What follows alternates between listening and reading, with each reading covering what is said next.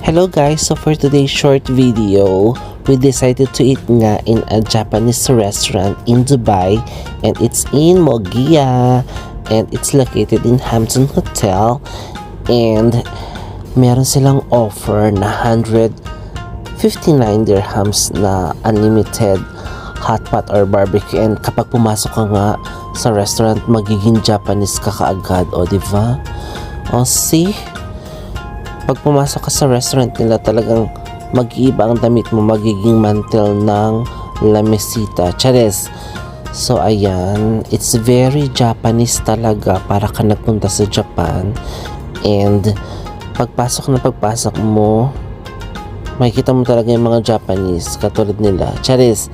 So ang ganda nung restaurant, makikita mo talaga yung mga alam mo yan, mga cartoon characters, and talagang maaalala mo yung kabataan mo, lalong-lalo na yan, mahawa kami mga Dragon Balls. Charis, hindi lang yung balls ng jowa mo.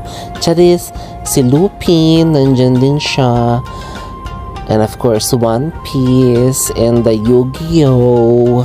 OMG, talagang maalala mo yung kabataan mo, and the Samurai X, and the Lifebuoy. Sino nga pala yan? Si Papa Boy, I don't know, Astro Boy. Ayan, so ayan, yung ambient ng restaurant is very, nakaka-refresh, and feeling mo bumalik ka sa kabataan mo.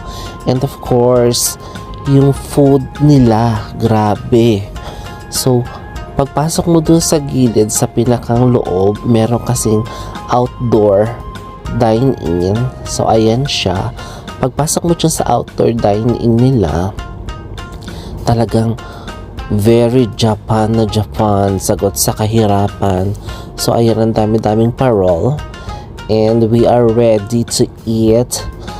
So we ordered already our food, authentic Japanese food. Ayan, meron pang sinabawang gulay. Charis! So ayan, meron mga papaitan soup. Papaitan!